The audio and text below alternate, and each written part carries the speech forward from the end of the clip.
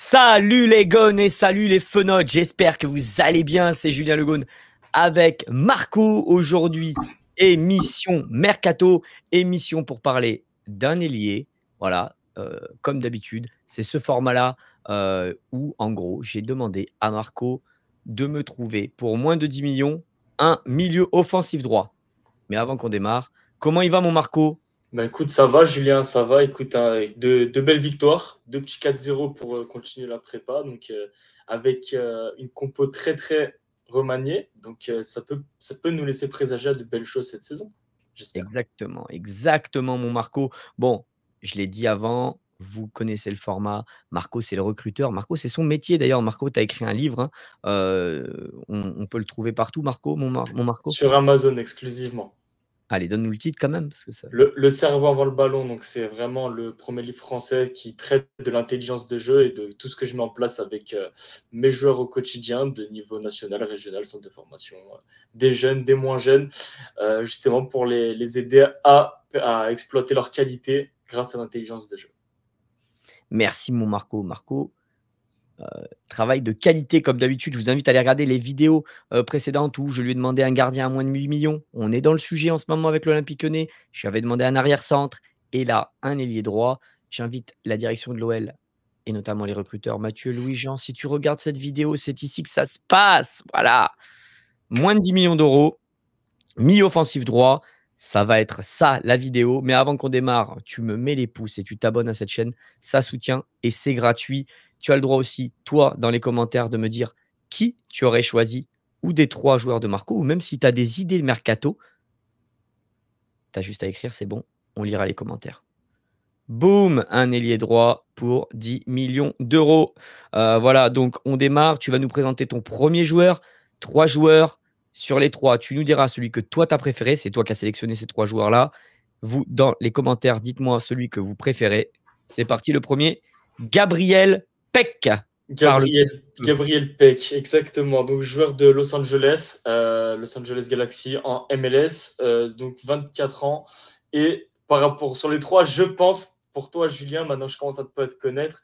Toi qui aimes bien les chiffres, toi qui aimes bien les joueurs qui performent niveau chiffres, je pense que ça sera ton préféré. Bon, je Donc, suis alors, pragmatique, je suis pragmatique. je Je suis un sais peu bien. vieux, je suis un peu vieux, c'est pour ça. Non, non, non, mais c'est bien, c'est intéressant. C'est ça qui est intéressant sur cette chaîne, c'est de la diversité d'opinions. Et c'est super intéressant. Donc, Gabriel Peck, donc 10 millions, pile poil le budget. Alors, moi, j'ai pris, et vous le verrez avec un autre joueur dans la vidéo, vu que c'est des stats américaines, on est sur des stats année civile. Donc là, l'année complète, la dernière année complète, c'était 2024, puisque 2024-2025, c'est vraiment en Europe, mais là, actuellement, la saison est en cours aux États-Unis. Donc, Gabriel Peck, en termes de buts et de passes décisives, tous les 90 minutes, on est sur quasiment un par match sur l'année 2024. C'est juste impressionnant. Alors, peut-être qu'il surperforme, on le verra. Peut-être qu'il ne refera pas une saison comme ça encore en MLS. Mais à l'heure actuelle, je l'ai comparé à Nuama, qui est notre ailier droit actuellement à l'Olympique Lyonnais, même s'il est blessé. Il est largement au-dessus de Ernest Nuama. En termes d'action créatrice de tir, il est bien au-dessus. Et en termes de portée progressive, alors je m'explique pourquoi j'ai mis cette statistique, parce que bon, j'aime bien aussi les stats, mais il faut expliquer le contexte. Et en termes de portée progressive, ce qui est intéressant, c'est que Nuama, et ça je crois que tu l'as souvent dit Julien sur les débriefs, quand on parle de Nuama, c'est un joueur qui va vite, mais je trouve qu'il n'utilise pas sa vitesse. Ça fait partie de ses qualités et il ne l'utilise pas suffisamment. C'est un joueur qui, souvent, il percute pas vraiment. Il prend le ballon, il revient en arrière, il n'y va pas. Ce que j'aime bien avec Gabriel Peck, c'est que c'est un joueur qui, quand il emmène le ballon, il y va vraiment. Et c'est en fait portée progressive, c'est minimum 10 mètres de portée avec le ballon. Et en termes de portée progressive, donc de plus de 10 mètres, il en fait plus de 6 par match, ce qui est plus du double de Nuama. Donc, je pense que c'est un joueur qui va être beaucoup plus buteur, beaucoup plus finisseur, beaucoup plus créateur et qui, contrairement à Nuama, ne va pas se brider. C'est un joueur c'est un tueur à gage. Vous le verrez sur ses vidéos. Quand c'est dans les 25 derniers mètres, ça frappe ou ça fait la passe qui casse. Ça revient pas en arrière. Ça tourne pas autour du pot. Voilà. Voilà, bon, on voit qu'il a des stats quand même qui sont bien supérieurs à Noama, dans tous les domaines, hein. On joue pas dans la même catégorie là. On est sur un mec qui a des stats assez folles. Gabriel Peck, estimé à 10 millions d'euros donc, tu crois que c'est un transfert qui peut se faire ça, par exemple? Bah, tout va dépendre aussi donc en termes sur plusieurs choses. Donc déjà 10 millions de transfert market, est-ce que ça veut dire qu'ils vont demander plus?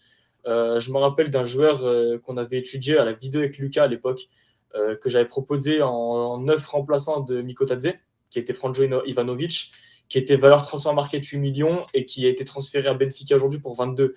Donc ça peut dépendre totalement des joueurs. En l'occurrence, Gabriel Peck est quand même un peu plus agile, à 24 ans. C'est pas un joueur qui est non plus qui a une cote d'enfer sur le marché. Il a fait une très grosse saison. C'est un joueur qui peut être très intéressant pour Lyon parce qu'il est buteur. C'est un ailier buteur, donc tout ça peut se faire. Ça peut se faire, je pense. Très bien, très bien. Dites-moi si vous le connaissiez et si ce joueur, peut potentiellement vous plaire. On passe au suivant, Kevin Kevin Zenon. Zenon. Alors Kevin Zenon, il a pas du tout le nom, d'un Ke en tout cas, il porte un maillot argentin. Je reconnais le club de Boca Juniors. Kevin Zenon, que je ne connaissais pas, excusez-moi, je ne suis pas professionnel dans le domaine. Si vous le connaissez, dites-moi dans les commentaires. Kevin Zenon, une bonne tête, d'Européen qui finalement joue à Boca Juniors. Et qui Allez, on est y va. argentin et qui est un espoir argentin. Et alors ça sera encore plus le cas pour le troisième joueur. International? International espoir. Très bien. Il était en U20, d'ailleurs, il a marqué sur sa seule titularisation en équipe espoir. Il a joué, il a participé, et c'est là où je l'ai connu d'ailleurs, avec Thiago Almada aux Jeux Olympiques à l'époque en France. C'est un joueur donc, qui peut jouer à droite comme à gauche, qui est un joueur créateur, qui est un joueur qui va un peu moins vite que Nuama, mais c'est un joueur qui est capable de prendre la profondeur. C'est un joueur qui a une très bonne qualité de centre, qui tire les coups de pied arrêtés d'ailleurs à Boca, qui envoie quelques galettes. Donc en termes d'action, c'est ce qui est vraiment la stat que j'ai mis. En termes de buts, C'est un ailier qui percute? ouais, Parce que celui d'avant, c'est un ailier qui percute. Est-ce que celui, c'est un ailier qui rentre dans l'intérieur ou un ailier qui percute? très bonne question, Julien. En fait, Gabriel Peck, c'est vraiment un ailier qui va venir rentrer à l'intérieur, faire des courses vers le but, qui va vraiment faire des courses de finition. D'accord, donc il rentre vers l'intérieur, Gabriel Peck et C'est ça. lui, Vraiment un pur Kevin ailier Zenon, droit, Gabriel Peck. C'est vraiment un ailier finisseur qui rentre sur son pied gaucher, qui joue à droite et qui c'est un fait des courses vers foncier, le but. c'est un faux Exactement. Kevin Zenon est aussi. D'ailleurs, les trois que j'ai proposés, c'est des sont des gauchers. faufiers, c'est des gauchers. C'est ça. Kevin Zenon peut jouer à gauche comme à droite. Il joue plus à droite, mais il peut également jouer à gauche avec Boca, qui est une très bonne qualité de centre, qui est un international espoir, comme je le disais. Donc, s'il joue des fois, s'il est emmené à jouer à gauche, il peut faire la doublette avec Tagliafico de temps en temps, qui vient de re-signer, très bonne nouvelle. Petite parenthèse. Donc, à droite, Kevin Zenon, qu'est-ce que j'attends d'un joueur comme ça?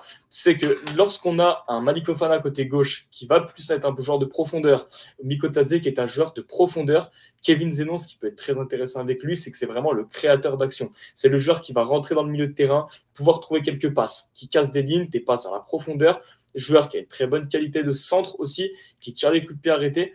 Donc, ça ne sera pas trop à l'OL aujourd'hui où on n'a pas vraiment de tireur de coups de pied arrêtés. C'est le petit jeune, c'est Khalis Mera qui tire les coups de pied arrêtés tellement qu'on n'en a pas aujourd'hui. Donc, c'est très intéressant sur ce point-là. Donc, action créatrice de tir, il est au-dessus de Nuama. Passe clé, pareil. Passe progressif, c'est énorme. Les passes vers l'avant, c'est là où justement, tu vois, Julien, dans le profil, où tu as Gabriel Peck qui prend la profondeur, qui est un nid de finisseur. Kevin Zenon est un joueur qui rentre dans le milieu de terrain, participer au jeu, comme le faisait un peu un Cherki. Donc, il va être un peu plus bas, qui va venir décrocher pour trouver la profondeur avec Mikotadze ou Fofana, même Morera qui prend la profondeur. Et action créatrice de but, il est un peu au-dessus. Ça peut être dû à la finition de ses attaquants à Boca, qui peut-être sont des croqueurs. Je sais qu'il joue avec Cavani. C'est pas pour envoyer une balle perdue à Cavani. Peut-être que Cavani rate trop, par exemple. Très bien, OK, OK, OK, OK. Très bien, très bien. Dites-moi si vous connaissiez le joueur ou non. Voilà, Kevin Zenon, moi je ne connaissais ni l'un ni l'autre. Alors c'est vrai que j'ai arrêté de jouer à Football Manager depuis un petit moment parce que j'ai pas une minute pour moi. Et d'ailleurs, à l'heure où on tourne cette vidéo, on le dit je le dis ou je le dis pas? Tiens, je la mets celle-là, regarde. Ce que je fais. Je le dis ou je le dis pas? Allez, je vais le dire, à l'heure où on vous parle, il est minuit, hein, voilà, à quelques minutes près. Voilà, donc c'est pour vous dire le temps, que j'ai, puisque j'avais tourné juste avant. Donc vous nous excuserez et de ma fatigue et celle de Marco. Tout ça pour dire que, je ne joue plus à Football Manager, donc je ne connaissais pas ces 2 joueurs. On passe au suivant, messieurs. Carlos, Carlos, Carlos Alvarez. Je le fais bien ou pas? Carlos En mode Alvarez. Pas Carlos mal. Alvarez. Un peu en mode avec le feu sur la langue et España, et viva España. Est-ce que quelqu'un connaît ce joueur? Alors, de là, on dirait Retafe, non? Levante. Levante. Ah là là. Levante. Je vous dis que je suis perdu pour le football. Moi, c'est fini. Carlos Alvarez, parle-nous. Tu as donné peu de stats. Il y a très peu de stats. Et pourtant, et je te l'ai dit en off, Julien, c'est mon préféré des trois. C'est mon préféré des trois. Déjà, c'est le genre de joueur, j'ai pas Le peur de mec le qui vient dire. avec une page blanche et il te dit c'est mon préféré des trois. Vraiment, mais il n'y a Ah rien ouais. sur lui. Ouais, Il mais y a c'est très lui. peu de stats. Parce qu'il était en Ligue 2 espagnole cette année. Il était en Ligue 2 espagnole cette année, donc il y a très très peu de stats détaillées.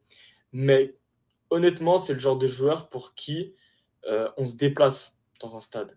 C'est le genre de joueur pour qui on regarde le foot.